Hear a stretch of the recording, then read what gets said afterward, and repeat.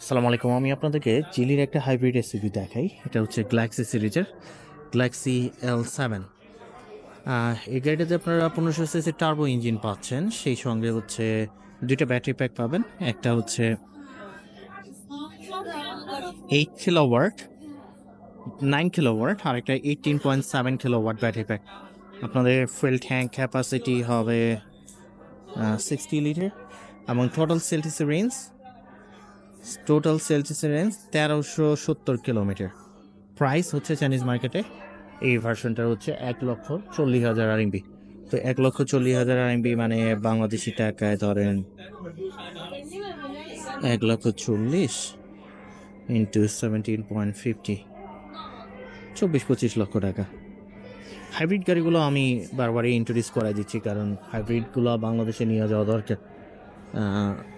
Hybrid এসইউভিগুলোতে আপনারা CLTC range বেশি পাবেন, খরচ কম, তো সেক্ষেত্রে এটা একটা বেটার চয়েস হতে পারে।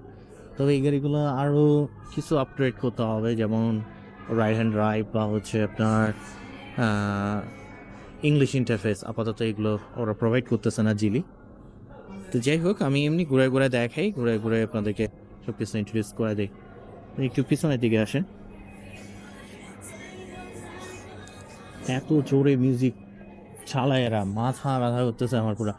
সো উপরের দিকে দেখুন একটা রেডিও অ্যান্টেনা পাচ্ছি, যেটা অবশ্যই ফাংশনাল।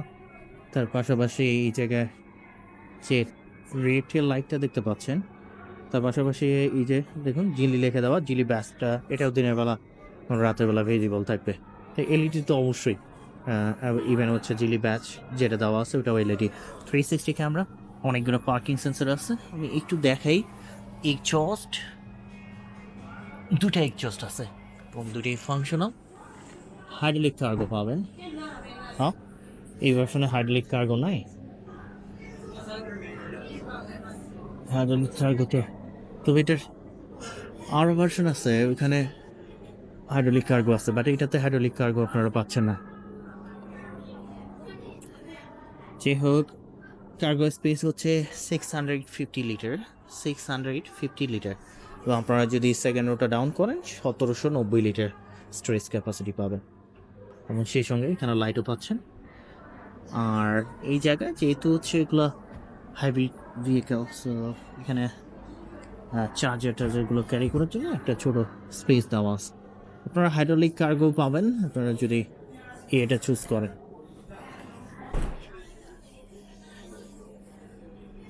তার পাশাপাশি এই সাইডে আমরা পাচ্ছি, এটা হচ্ছে ফুয়েল ট্যাঙ্কটা। ফুয়েল ট্যাঙ্ক আপনাকে ওপেন করতে হবে ফ্রন্ট স্ক্রিনের মাধ্যমে। ফুয়েল ট্যাঙ্ক ক্যাপাসিটি 60 লিটার এবং ফুয়েল কস্ট হবে আপনার 100 কিলোমিটার চালাতে 5.2 লিটার। আর এই জায়গায় হচ্ছে আপনার চার্জিং পোর্টগুলো দেখতে পাচ্ছেন। চার্জিং পোর্ট দুইটা আছে, স্লো এবং ফাস্ট। তো এই গাড়িটাতে হচ্ছে আপনার 18 kWh ব্যাটারি প্যাক তারা দিচ্ছে, 9 অথবা 18 kWh। তবে এটাতে আপনারা পাচ্ছেন 18 kWh ব্যাটারি প্যাক, 18.7। তো আপনারা যদি স্লো চার্জারটা ইউজ করেন তাহলে সময় লাগে, স্লো চার্জের কথা গেল 3 ঘন্টা ব্যাটারিটা চার্জ করার জন্য, আর ফাস্ট চার্জারটা ইউজ করলে 20 মিনিটস।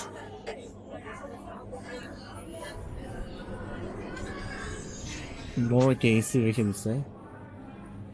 তো এটা উচ্চতা বলি, উচ্চতা হচ্ছে গাড়িটার 1.68 মিটার এবং লেন্থ হচ্ছে 4.7 মিটার। হুইল বেস হচ্ছে আপনার 2.78 মিটার।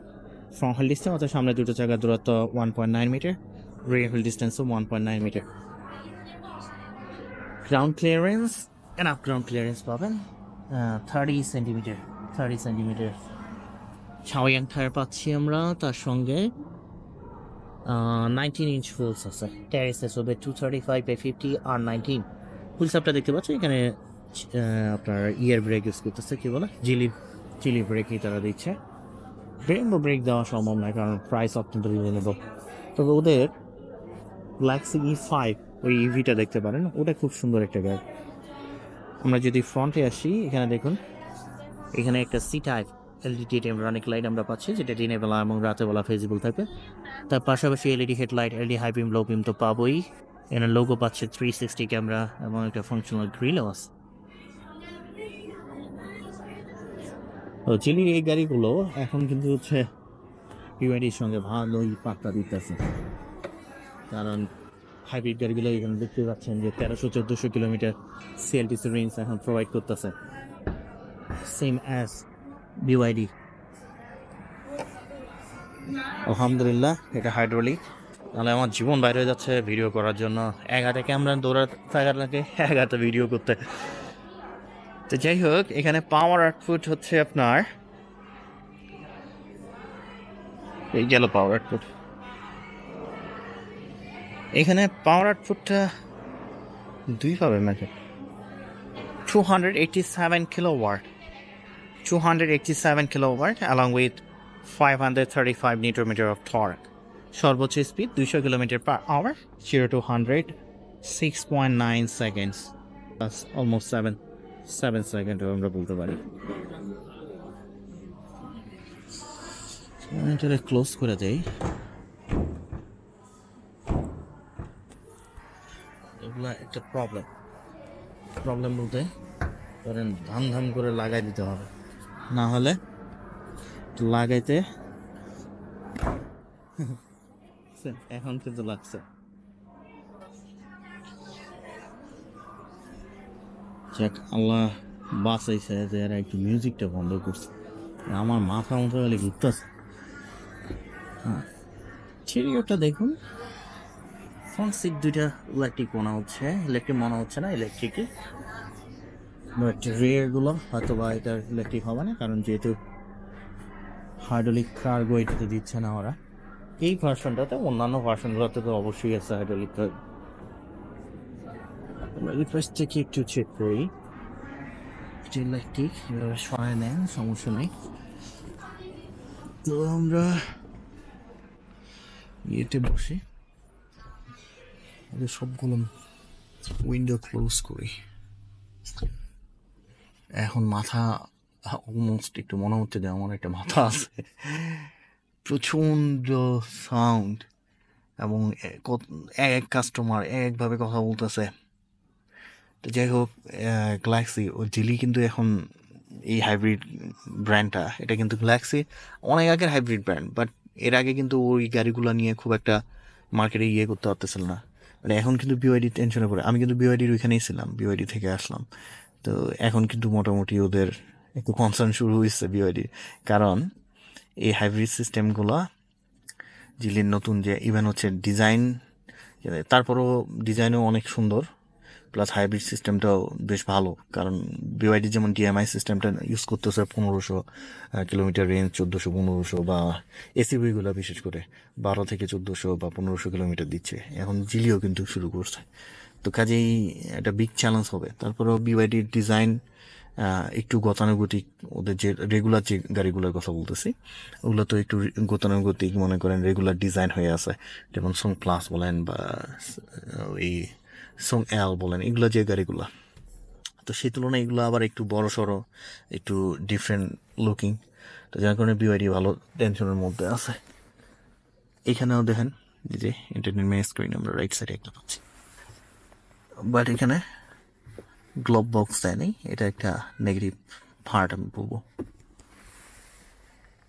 এইচইডি হয়তো বা অন্য ভার্সনে আপনারা পাইলেও পাইতে পারেন, বাট আমি শিওর না এটা এইচইডি অন্য ভার্সনটাতে প্রোভাইড করতেছে কিনা।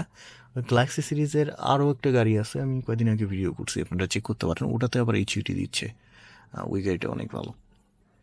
এবং এয়ার ফ্যানগুলো আপনারা দেখতে পাচ্ছেন। এটার আরেকটা নেগেটিভ পার্ট হচ্ছে এখানে ইন্টারফেস, চিলির কোনো গাড়ি ইভেন হচ্ছে জিখারও আপনি ইন্টারফেসটা ইংলিশে চেঞ্জ করতে পারবেন না। যাই হোক, এখানে আরেকটা স্ক্রিন পাচ্ছি আমরা, যেটার মাধ্যমে সিএলটিসি রেঞ্জ স্পিড চেক করতে পারবেন, এবং একটা লেদার অ্যাপ্ট স্ট্রিং হুইলস পাচ্ছি, যেটা পাওয়ার অ্যাডজাস্টেবল। এখানে একটা ফুল দেওয়া আছে, আপনার এটা বেশি স্মুথ অ্যাডজাস্ট করে নিতে পারেন, কোনো প্যাডাল শিফটার দেওয়া নাই এখানে।主驾请说， 关闭空调。当前就是关闭状态哦。 তো এখানে এই সিস্টেমটা আপনার অনলি চাইনিজেই আর কি কমেন্ট বোঝে, ইংলিশে এখনো মানে ওটা অ্যাসিস্ট করতে পারে না। গ্লোবাল মার্কেটে অবশ্যই ইংলিশে অ্যাসিস্ট করতে হবে। তার পাশাপাশি হচ্ছে এই সুইচগুলো মোটামুটি প্রাইসের মধ্যে নট ব্যাড, বিআইডির মতোই।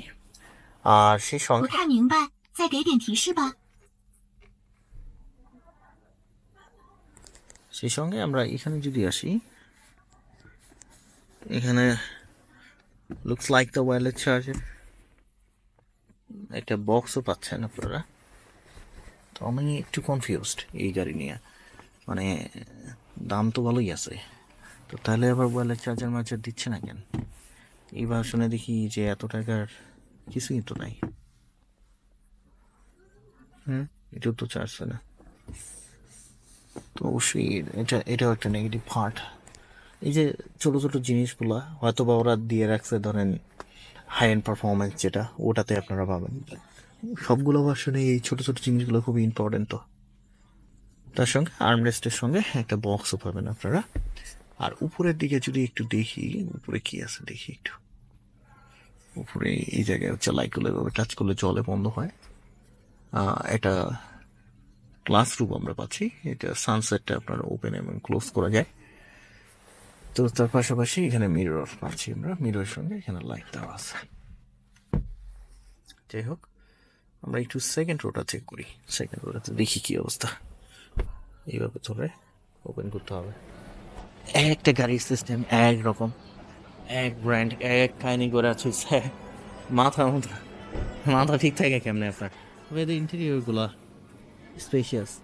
এখানে একটু কাপ হোল্ডার পাচ্ছেন আপনারা, যেটা এভাবে হিডেন করে দেন। তার পাশাপাশি সিটগুলো দেখতেই পাচ্ছেন, নট ব্যাড, বাট অনেক কিছু আছে। মানে সবগুলো ভার্সনই অ্যাটলিস্ট এই জিনিস, ছোটো ছোটো জিনিসগুলো প্রোভাইড করতে হবে। কারণ ওগুলোর জন্য যদি আপনি এক্সট্রা টাকা চান, যে আপনি আরেকটা ভার্সন চুজ করেন এবং ওটার জন্য আপনাকে 10,000 RMB বেশি দিতে হবে, তাহলে তো হবে না। এখানে এয়ার ভেন্টও আমরা পাচ্ছি দুটা, তার পাশাপাশি দুটা USB পোর্ট। ওভারঅল গাড়িটা নট ব্যাড, তবে কিছু জিনিস সংশোধন করা লাগবে। তাহলে হচ্ছে জিলির, এবং জিলি এখানে E5 আছে, E5 ওদের ওই ইলেকট্রিক গাড়িটা আমি ভিডিও করছি, আপনারা চেক করতে পারেন।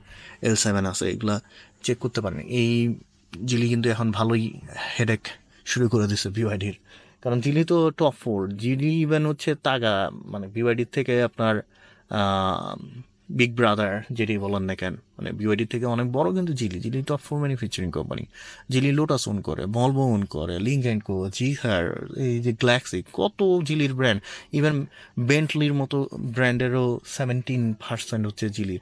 বাংলাদেশের প্রোটন সাইগা যে বিক্রি করে, ওরও 47 না কত পার্সেন্ট জিলি। তো জিলি কিন্তু অনেক বড় আপনার ইয়ে, কিন্তু ওরা মাঝখানে কেন জানি একটু, মানে বিওয়াইডি হুট করে এমন হয়ে গেল যে জিলি মনে হচ্ছিল যে হারে যাচ্ছিল, এরকম একটা অবস্থা। বাট এখন কিন্তু ওদের এই যে গাড়িগুলো, এগুলো দেখেন যে দেখতে অনেকটা লিশিয়াংয়ের মতো, এবং লিশিয়াংয়ের গাড়িগুলো কিন্তু প্রচুর সেল হয়েছে এসইভিগুলো।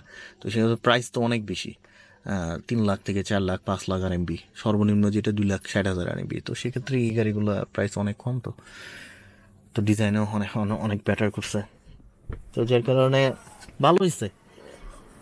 মানে চাইনিজ কোনো ব্র্যান্ড যদি টিকে থাকে, তাহলে ধরেন যে ফিউচারে হোংচির বিষয়টা আলাদা, এবং তার সঙ্গে জিলি এবং বিওয়াইডি থাকবে। এটা এখন বাকিগুলা কি হবে এটা বলা খুব মুশকিল।